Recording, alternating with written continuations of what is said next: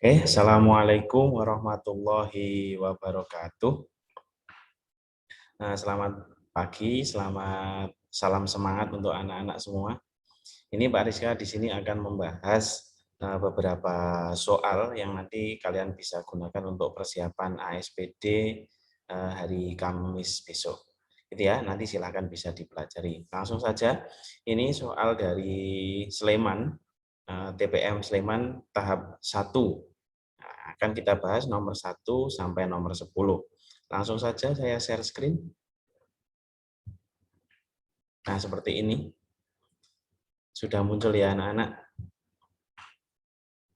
Nah, seperti ini ya. Oke, langsung saja kita bahas nomor 1. Perhatikan gambar alat ukur berikut. Nah, ini gambar alat ukurnya seperti ini. Ya. Kemudian di sini pertanyaannya, alat yang kerjanya tidak dipengaruhi oleh besar kecilnya gaya gravitasi. Berarti tidak dipengaruhi oleh gravitasi. Kan gitu ya. Berarti tidak dipengaruhi oleh gravitasi. Itu yang mana kira-kira kan itu?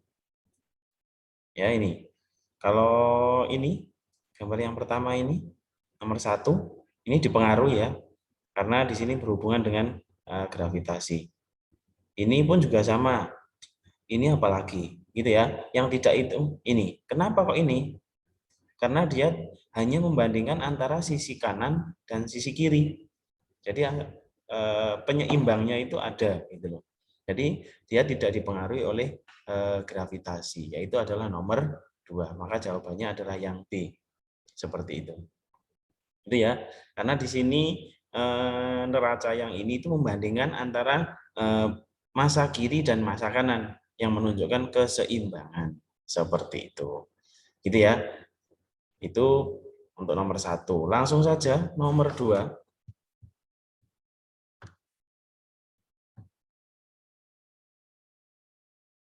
Oke, sebentar ya. Agak lama ya anak-anak ini. Oke. Langsung saja nomor 2. Pertanyaannya, perhatikan gambar berikut. Pertanyaannya gambar senyawa dan campuran. Nah ini, senyawa dan campuran. Kalian, aduh maaf. Sebentar ya. Ini agak lemot ini.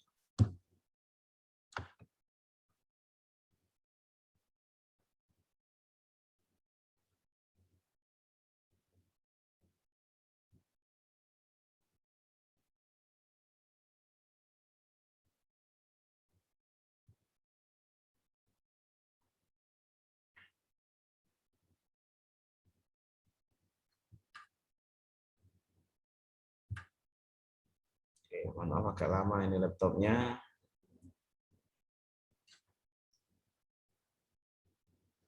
Oh, terlalu banyak.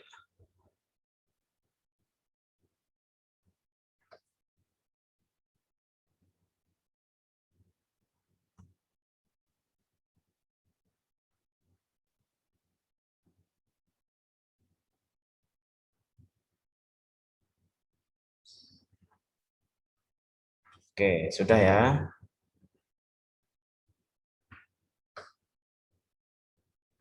Oke, ini. Di sini yang akan kita bahas adalah tentang pertanyaannya tentang senyawa dan campuran. Kalian harus paham apa itu senyawa atau apa itu campuran. Nek senyawa itu gabungan, kalau senyawa ya, senyawa itu, nih saya tuliskan di bawah, senyawa itu gabungan dua atom atau lebih, ya, dua atom atau lebih yang tidak sejenis. Gitu. Itu ya, yang tidak sejenis. Berarti gabungan, berarti bergabung gitu, ya, bergabung. Tidak, istilahnya tidak ada tidak bercampur gitu, tapi malah justru dia bereaksi gitu. Itu senyawa. Gitu ya, kalau dilihat dari gambar, yang merupakan senyawa adalah kalau kita lihat di tabelnya ini ya, kita sesuaikan dengan gambar. Di situ di sini ada warna merah, kemudian ada warna putihnya juga di gambar 1. Berarti kan putihnya ada 2, merahnya ada 1. Berarti hubungannya itu antara 1/2 gitu perbandingannya. Perbandingan 1/2. Kalau ini garam NaCl dilarutkan dalam air. Nah, NaCl sama air. Nah, itu nggak mungkin karena di sini ada 2 senyawa. Padahal di sini hanya 1 jenis. Berarti ini salah, yang A. Yang B, gas karbon dioksida. C-nya 1, O-nya ada 2. Ini bisa. Gitu ya. B ini bisa bisa muncul jawabannya. Kemudian gas metana, C-nya 1 hanya 4. Nah, ini di sini molekul yang warna putih hanya ada 2. Maka ini salah. Gitu. Maka jawaban C salah. Yang D, molekul air H2O hanya ada 2, O-nya 1. Nah, ini juga bisa. Nah, gitu. Maka di sini bisa menunjukkan jawabannya. Maka kita lanjutkan ke nomor 2. Nomor 2 di sini ada merah sama putihnya juga masih ada 2, berarti ada hubungannya dengan perbandingan 1 dan 2. Kemudian di sini ada hijaunya ada 2 dalam satu molekul ya, kemudian kuningnya ada 2. Atau mungkin yang ini juga bisa. Kuning 1, hijau 1. Berarti perbandingannya 1/1. Maka kira-kira yang mana? Berarti ini campuran nih, bercampur ini. Nah, itu. Gitu ya. Maka kita lihat di sini. Senyawa dan campuran. Nah, itu kan kita harus senyawa dan campuran. Kira-kira yang mana yang benar. Gitu. Nah, ini NaCl dicampur dengan H2O. H2O-nya yang merah putih ini ya, merah itu O-nya, kemudian yang putih ini hanya berarti ada 2 H2O. NaCl perbandingannya 1/1. Itu ya. Maka di situ NaCl.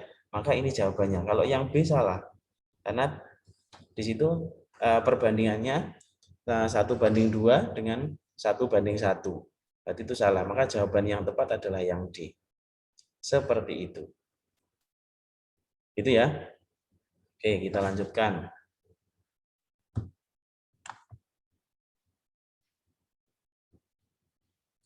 Kita lanjutkan. Nomor 3.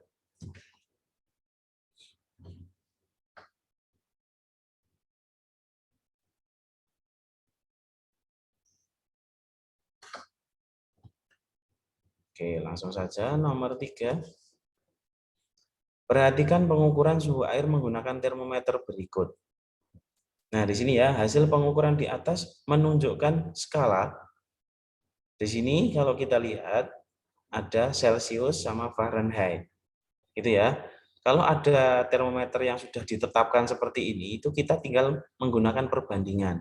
Masih ingat nggak perbandingan termometer Celcius berbanding dengan Reaumur, berbanding dengan Fahrenheit, berbanding dengan Kelvin. Nah, gitu. Perbandingannya berapa? Kalau C itu perbandingannya 5, Reaumur itu perbandingannya 4, Fahrenheit itu 9 ya. Kemudian Kelvin perbandingannya juga 5. Nah, ini cuman untuk Fahrenheit itu ada plus minus 32. Kalau Kelvin itu plus minusnya lebih banyak, 273. Nah, itu perlu kita pahami. Nah, maka di sini yang ditanya itu adalah yang Fahrenheit itu berapa, kan itu dari gambarnya itu. Kalau Celcius di sini menunjukkan angka 60, kalau diukur menggunakan termometer Fahrenheit itu berapa, intinya kan gitu. Berarti di sini yang ditanya adalah Fahrenheit. Kalau yang ditanya Fahrenheit, maka perbandingan 9 ini kita bandingkan dengan Celciusnya ini. Gitu. Nah, perbandingannya bagaimana? Yang ditanya itu kita letakkan di atas 9 berbanding 5. Gitu. Ya, 9/5 itu kita bandingkan. Gitu ya, yang Fahrenheit itu di atas karena yang ditanya. Maka yang diketahui kan punya Celcius, maka di sini perbandingannya 5 punya Celcius dikalikan suhu yang diketahui. Berapa suhu yang diketahui? 60 ya. Nah, gitu. 60. Maka tinggal kita selesaikan perhitungannya. 60 dibagi 5 kita coret bisa ya. Dapatnya 60 dibagi 5 itu 12 kalau nggak salah ya. 12. Maka 12 kali 9 berapa? 12 kali 9. 9 kali 2, 18. Simpan 1 kali 9, 9 tambah 1, 10. Berarti 108. Maka di sini 108. Oke. Cuman di sini karena ada plus minus 32, kalau yang ditanya Fahrenheit, maka di sini harus ditambah 32 gitu. Maka 108 ditambah 32 berapa? Nah, ini 8 tambah 2, 10, nyimpen 1, di sini 4. Nah, 1 kita turunkan 140 derajat Fahrenheit. Maka hasilnya adalah 140. Yang D, bukan yang C ya, bukan 108. Karena 108 itu belum ditambah 32 sebagai tolok ukurnya dari termometer Fahrenheit. Seperti itu ya. Oke, kita lanjutkan.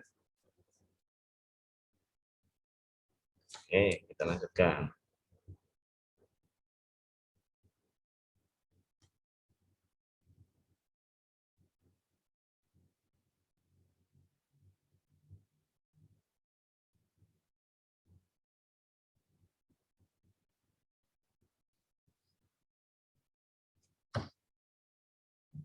Oke, kita lanjutkan nomor 4.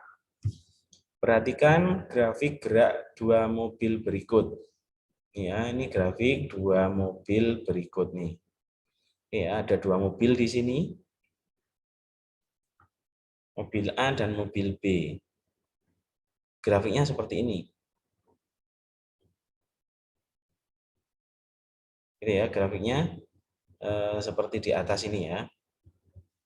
Oke, di sini ada grafik kecepatan. Kemudian di sini ada waktu. Ya. Kalau kita lihat persamaan rumus, di sini ada kecepatan sama waktu. Maka dengan persamaan rumus V sama dengan jarak dibagi waktu ya. Maka yang belum ada adalah jaraknya. Itu ya. Oke, dengan persamaan rumus itu muncul beberapa pernyataan. Di sini ada gerak lurus dipercepat. Berarti kalian harus tahu GL, perbedaan GLB atau gerak lurus gerak lurus beraturan ya, GLB, gerak lurus beraturan itu artinya cirinya itu kecepatan tetap. Itu. Kalau GLBB ya ada dua, yaitu dipercepat, yang satunya diperlambat, kan itu ya, dipercepat dan diperlambat. Maka GLBB ini dia cirinya kecepatannya berubah, kan itu ya, kecepatannya dia berubah.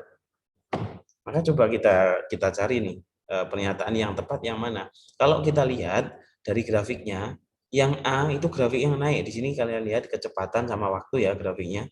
Dia grafiknya naik terus. Nah, gitu. Grafiknya naik terus nih yang A. Maka dia merupakan GLBB dipercepat. Gitu ya. GLBB dipercepat. Sedangkan yang B awalnya datar. Nah, ini awalnya datar. Berarti kecepatannya tetap. Berarti yang B ini dia GLB. Itu. Kemudian sampai di titik sini, titik 50 dia naik. Nah, berarti ini GLBB berubah, ya kan? GLBB dipercepat. Itu. Gitu ya. Nah, maka kita lihat nih di sini, mobil A bergerak lurus dipercepat beraturan.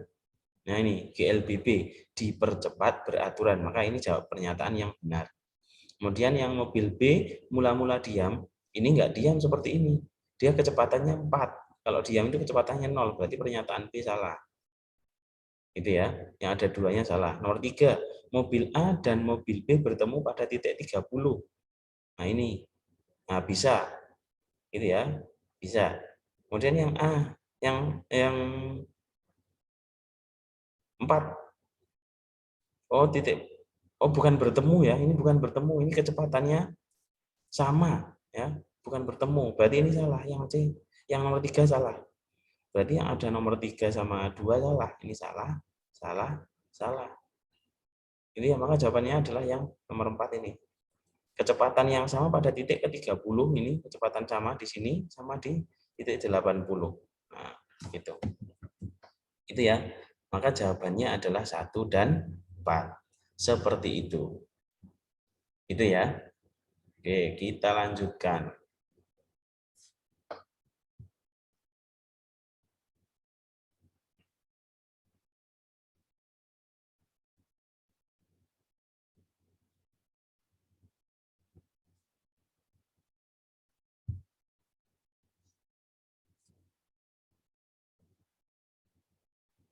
Nomor 5.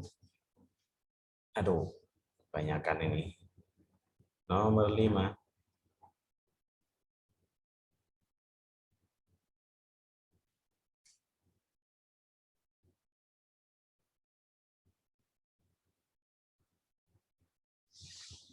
Nah, ini ya, nomor 5 ini ya. 3 buah gaya bekerja pada sebuah benda seperti gambar A. Ini. Gitu ya. Seperti gambar A mengakibatkan percepatan sebesar 2 meter per sekon kuadrat. Ini yang di A ini, yang gambar A ini percepatannya 2 meter per sekon kuadrat. Kemudian, jika di atas benda tersebut ditambahkan beban seperti gambar B, nah ini ditambahi 5 kilo di sini, maka percepatannya menjadi berapa? Kalau gayanya sama, dia pasti berkurang, kan lo abot, kan itu. Berarti kalau ini 2, berarti di bawahnya 2 itu pasti. Berarti jawabannya yang A sama B ini bisa salah, kan itu. Bisa salah loh ya. Nanti kita buktikan. Kalau gayanya sama ya. Nah, itu maka kita lihat di sini gayanya sama nggak, kita lihat. Di sini yang searah 25 sama 45. Sama ya, gayanya sama ya. Yang searah 25, yang searah 25 sama 45. Maka ini dijumlah. Jadinya berapa ini? 70 ya. Oke, 70 Newton. Kemudian yang berlawanan 40, maka dikurangi. Dikurangi, maka jadinya F totalnya adalah 30 Newton. Kan itu. Yang gambar B pun juga sama. Gayanya sama. Maka di sini untuk gambar A ini, karena di sini yang diketahui adalah A-nya, gitu ya.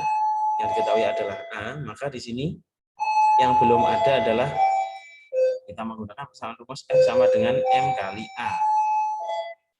Gitu ya. F sama dengan M kali A. Maka di sini yang belum ada itu M-nya. Maka kita lihat sini, M sama dengan F per A. Gitu. Ya, F-nya berapa? F-nya 30 dibagi hanya 2. Maka di sini 15 kilogram. Ketemu masanya. Masanya di sini 15 kilogram. Kan itu. Itu ya. Nah, 15 kilogram itu ditambah 5 kilo. Berarti M-nya jadi 20 kilo. Kan itu. Nah, 20 kilo itu fungsinya untuk apa? Untuk mencari percepatan di titik B. Maka dengan persamaan rumus yang sama, F sama dengan A sama dengan F dibagi M. Nah, gitu. F-nya berapa? F-nya sama ya, 30 dibagi 20. Coret, coret. 3 per 2. Nah, 3 dibagi 2 berapa? 1,5 kilometer per sekon kuadrat. Nah, seperti itu. Itu ya, ketemu nih jawabannya, yaitu yang C. Seperti itu. Oke, anak-anak. Oke, kita lanjutkan. Tadi ada suara bel, karena saya masih di sekolah ya. Oke, Bapak.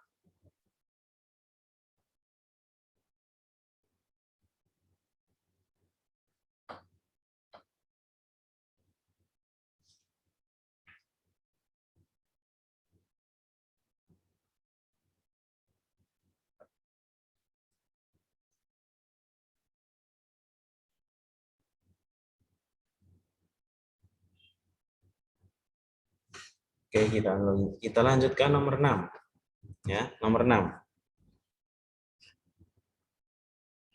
Perhatikan gambar berikut. Ini ya. Perhatikan gambar berikut. Di sini ada bentuknya seperti ini, itu adalah apa ya, tuas ya.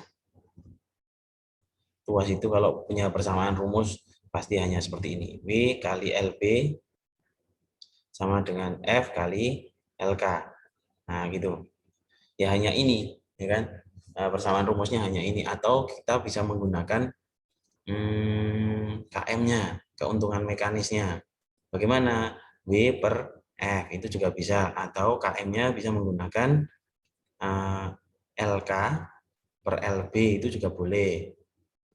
Nah, tergantung nanti perbandingannya bagaimana. Seperti itu. Nah, sekarang pertanyaannya gini. Dalam kehidupan sehari-hari, gambar tersebut mirip permainan jungkat-jungkit yang ada di area permainan sekolah taman kanak-kanak. Jika beban 250 digeser 10 cm, ini yang 250 ini digeser ke 10 cm menjauhi titik tumpu. Oh, berarti ke sini. Titik tumpunya di sini berarti bergeser menjadi 50, ya kan, menjadi 50 cm. Agar jungkat-jungkit tetap seimbang, yang harus dilakukan adalah, nah berarti kita lihat pilihannya. Kalau yang A sama B itu kan menambah dan mengganti R dengan benda. Berarti yang R ini, ya kan? Berarti ini ya yang ditanya, ya kan? Berarti ini yang ditanya. Maka sebelum sebelum mengetahui menambah atau mengganti, maka sebelum digeser ini kita harus tahu dulu berapa beratnya dari R itu. Caranya bagaimana? Ya menggunakan persamaan rumus ini. Nah, statusnya bagaimana? Kalau ini dianggap W, maka yang ini LB. Yang 250 berarti dianggap F, kan itu. Berarti yang 40 ini LK. Gitu ya. Maka W yang ditanya sekarang. Nah, boleh W sama dengan F kali LK dibagi LB, kan gitu. Kita masukkan. F-nya 250 kali LK-nya 40, ya kan? Dibagi 100, kan itu. Coret, coret, coret, coret. Jadi 25 kali 4, 25 kali 4 100. 100 Newton. Nah, itu ketemu sekarang W-nya. W-nya ini 100. Itu ya. Nah, kemudian ini diganti, digeser 10 cm. Jadinya ini. Berarti LK-nya nanti akan berubah seperti ini. LK-nya jadi 50, kan gitu. Maka kalau yang ditanya R-nya apa? Tidak mengganti R, maka ini ditanya lagi. Pakai rumus yang sama. W sama dengan F kali L. F kali LK dibagi LB. Itu LK-nya berubah ya.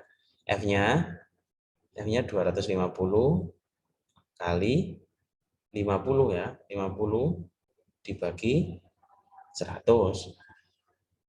Kan itu 100 cm ya. Coret, coret. Ini coret juga, coret. Tinggal 25 kali 5, 125 Newton. Oh, ini langsung ketemu nih jawabannya. Berarti W-nya harus diganti. Nah, ini menambah R 20 kan berarti masih kurang ya, berarti ini salah.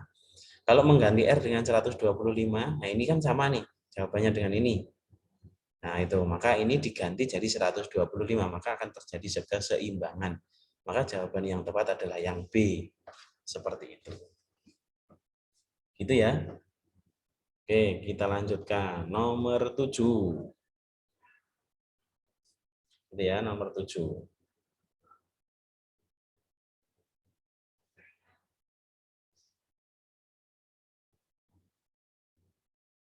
Aduh, kebanyakan. Sorry.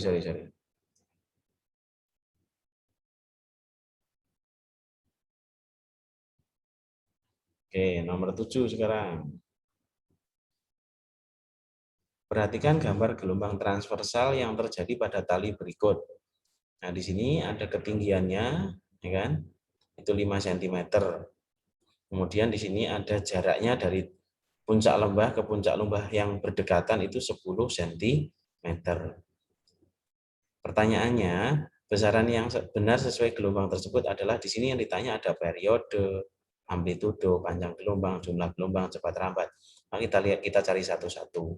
Periode yang satu itu periode itu dia simbolnya T besar. Rumusnya apa? T waktu dibagi N. N itu jumlah gelombang. T-nya berapa? T-nya itu waktunya dari titik A sampai di sini, ya kan?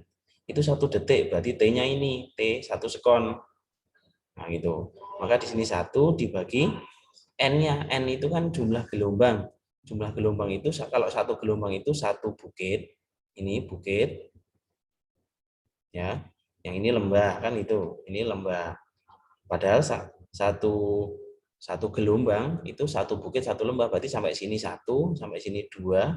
Ini tambah 1 bukit, berarti ini setengah. Berarti 2,5. 1, ini 2,5. Gitu ya.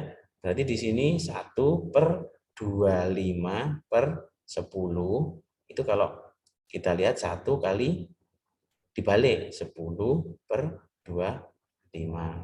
Gitu ya. 10/25 itu berapa? 10 dibagi 25. Berapa ya? 10 dibagi 25. Hasilnya 0,4. Nah, itu. Gitu ya, 0,4 sekon. Maka periodenya 0,4. Berarti ini jawabannya benar. Gitu ya. Sekarang amplitudo. Amplitudo itu dia tinggi puncaknya ini. Nah, ini amplitudo ini. Nah, tinggi puncaknya ini amplitudo. Ini namanya amplitudo.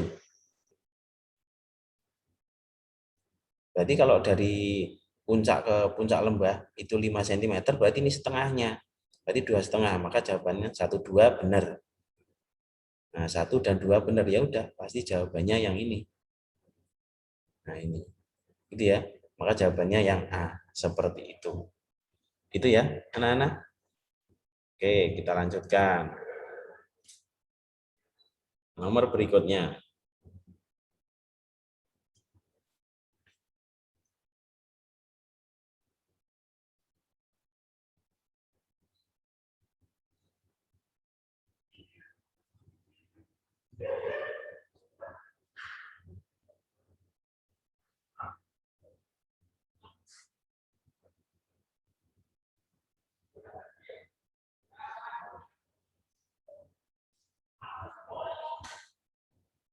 Oke, kita lanjut. Aduh, kebanyakan nih. Oke, kita lanjut nomor 8. Pada saat peserta didik di kelas 8 belajar menganalisis sifat-sifat cahaya, pembentukan bayangan pada bidang datar dan lengkung, serta penerapannya. Peserta didik melakukan percobaan menggunakan cermin cekung. Nah, ini cermin cekung. Pembentukan bayangan pada cermin cekung terlihat pada gambar berikut. Nah, di sini ada M itu adalah merupakan jari-jari kelengkungan ya. Itu ya, jari-jari kelengkungan ini digunakan untuk mencari titik fokus yang di sini. Berarti R sama dengan, berarti F sama dengan setengah kali R. Nah, gitu. R-nya itu berarti setengah kali, ini setengah ya, kali 20. Maka titik fokusnya 10 cm. Gitu. Maka di sini 10 cm. Jika jarak bayangan, perbesaran dan sifat bayangan yang tepat adalah, gitu ya, ini berarti di ruang berapa ya kira-kira? Kalau kalian bisa memahami, bendanya di sini itu berada di ruang 2. Kalau bendanya berada di ruang 2, maka bayangannya pasti akan terbentuk di ruang 3. Ini, ruang 3 itu di sini. Ini antara 10 cm ini ruang 1 namanya. Ya, kalau bendanya di ruang 2 di posisi R itu, ya kan? Antara M sama F, ya. Itu ruang 2. Ruang 1 itu ini, ya kan, antara cermin dengan titik fokus. Maka di sini dia menunjukkan di ruang 2, maka bayangannya pasti akan terbentuk di ruang 3. Itu kalau di sifat cermin cekung. Ya, jumlahnya itu 5. Ruang 2, ya kan? Biar jadi 5 berarti harus ditambah 3. Maka 3 itu menunjukkan letak bayangannya. Gitu ya. Nah, berarti kalau bayangannya di depan cermin, ya, bayangannya kan berarti di sini nih, bagian sini nih. Bayangannya nanti akan terbentuk di sini. Nah, maka di sini pasti sifatnya adalah nyata, terbalik. Nah, selain terbalik, karena ruangannya lebih besar, maka di sini pasti diperbesar. Itu ya, diperbesar. Nyata, terbalik, diperbesar. Nyata, terbalik, diperbesar. Ya ini kita lihat di sini, perbesarannya 2 kali, karena dia lebih besar. Maka jawabannya yang ini, yang D. Seperti itu. Itu ya, tidak perlu kita hitung, tinggal langsung aja kita lihat sifat-sifatnya. Seperti itu. Gitu ya. Kita lanjut nomor 9.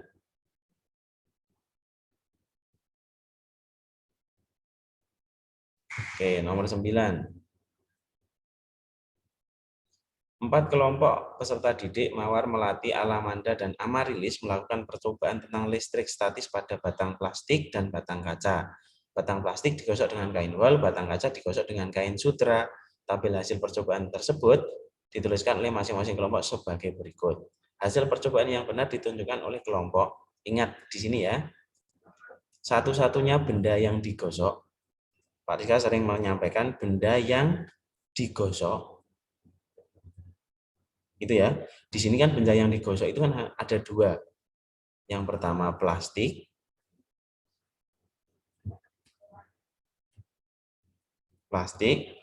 sama yang kedua kaca, kan itu.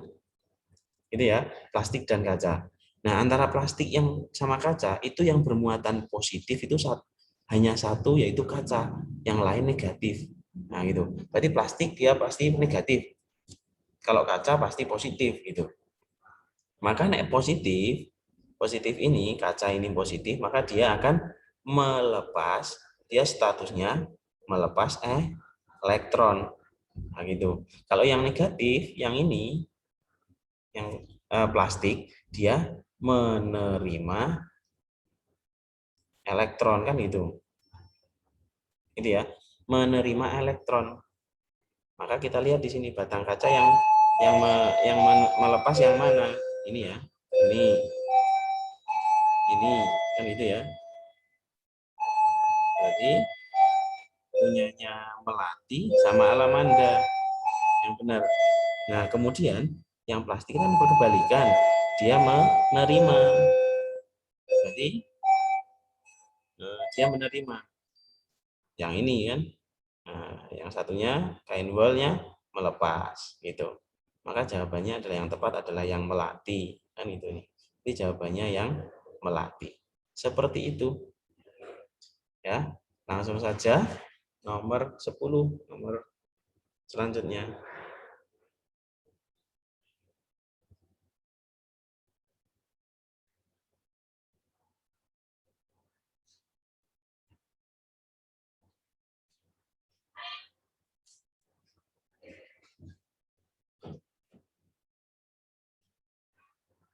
Oke ya, nomor 10. Langsung saja nomor 10. Besar kuat arus listrik yang mengalir pada hambatan R1 dan R2. R1 dan R2. Ini hambatannya. Gitu ya, hambatan R1. Maka di sini kita harus mencari hambatan paralelnya di sini dulu, RP-nya. Maka untuk mencari RP, ya, untuk mencari RP itu kan 1 per RP sama dengan 1 per 6 ditambah 1 per 4 kan itu. Maka di sini 12 ya kalau dijumlahkan. Di sini dapat 2, di sini tambah 3 gitu ya. Berarti 5. Berarti kalau mencari RP itu 12 per 5. Ini ya, 12 per 5 itu berapa? 12 dibagi 5. Ini dapat 2, ini 10. Nyimpan 2, koma, ya kan? 0. Ini dapat 4. 2,4. Itu ya, berarti di sini 2,4 ohm. Itu hambatan totalnya. Nah, hambatan total ini digunakan untuk apa? Itu digunakan untuk mencari I, ya, untuk mencari I. Karena di sini ada hambatan dalam, maka yang kita pakai adalah hambat tegangan jepitnya. I sama dengan epsilon dibagi R besar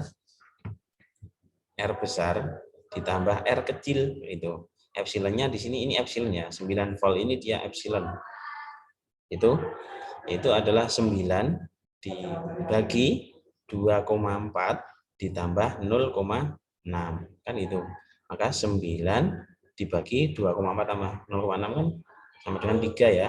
9 bagi 3 itu hasilnya 3 ampere. Itu. Ini ya, 3 ampere. Maka ketemu I-nya. I-nya itu 3 ampere. Maka di sini I-nya sebesar 3 ampere kan itu. Nah, di sini karena dia hambatannya paralel ya. Hambatannya paralel di sini, maka ini harus dicari tegangannya dulu ya. Tegangannya berarti V. V itu rumusnya apa? V sama dengan I kali R. Ingat di sini ada sebuah istilah SIPV. Ini sering Pak Tiska sampaikan. SIPV. S-nya itu seri yang sama I-nya, ya kan? Sedangkan P itu paralel yang sama V-nya. Berarti di sini harus dicari V-nya menggunakan I yang ini. V sama dengan I kali R. I-nya itu 3 ampere kali R-nya R yang ada di sini. Nah, ini hambatan paralelnya ini. Tadi kan 2,4 ya. 2,4. 3 kali 2,4 berapa ya? 2,4 kali 3. 4 kali 3, 12. Nyimpen 1, 2 kali 3, 6 tambah 1, 7. 7,2. 7,2. Seperti itu. Ini volt. Nah, ketemu kan?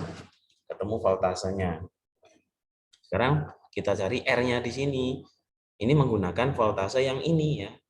Yang 7,2. Rumusnya apa? I sama dengan V per R. Nah, gitu.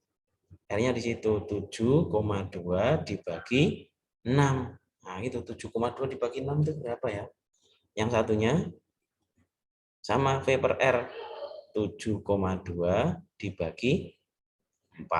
Nah, itu hasilnya kalau 7,6 itu hasilnya 1 ya.